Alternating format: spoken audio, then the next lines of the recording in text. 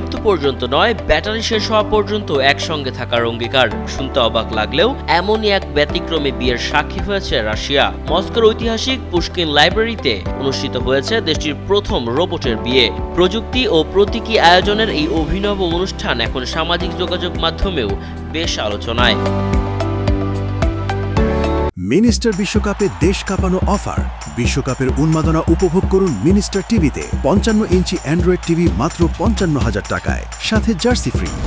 বিয়ের সব আয়োজনই ছিল একেবারে প্রচলিত রীতির মতো। ছিল শপথ, ছিল নাচ, ছিল অতিথিদের উপস্থিতি। তবে পার্থক্য শুধু একটাই, বর কনে দুজনেই মানুষ নন, তারা হিউম্যানয়েড রোবট।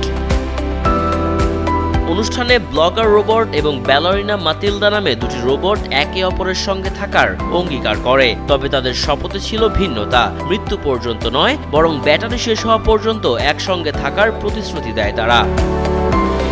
প্রচলিত বিয়ের আংটির পরিবর্তে একে অপরের হাতে ব্রেসলেট পরিয়ে দেয় রোবট জুটি। এরপর কনে রোবট মাতিলদা পরিবেশন করেন বিশেষ একটি নৃত্য, যা উপস্থিত অতিথিদের আকর্ষণের কেন্দ্রবিন্দু হয়ে ওঠে। এই ব্যতিক্রমী আয়োজনের পেছনে ছিল প্রযুক্তি প্রতিষ্ঠান আইটি ইম্পেরিয়াল। প্রতিষ্ঠানটির ডেপুটি প্রধান নির্বাহী কর্মকর্তা আনা বাগদাসারিয়ান জানান, হিউম্যানয়েড রোবটকে ঘিরে এমন অনুষ্ঠান আয়োজনের উদ্দেশ্য মানুষের মধ্যে আধুনিক প্রযুক্তি সম্পর্কে আগ্রহ তৈরি করা। তার ভাষায়, রোবট মানুষের দৈনন্দিন একঘেয়ে কাজের চাপ কমিয়ে সৃজনশীলতা, শিল্পচর্চা এবং উদ্ভাবনের জন্য আরও বেশি সময় তৈরি করে দিতে পারে। একই সঙ্গে তিনি জানান, তাদের তৈরি রোবটগুলো ওপেন সিস্টেম ভিত্তিক হওয়ায় ব্যবহারকারীরা নিজেদের প্রয়োজন অনুযায়ী রোবটের আচরণ ও কাজের ধরন প্রোগ্রাম করতে পারবেন।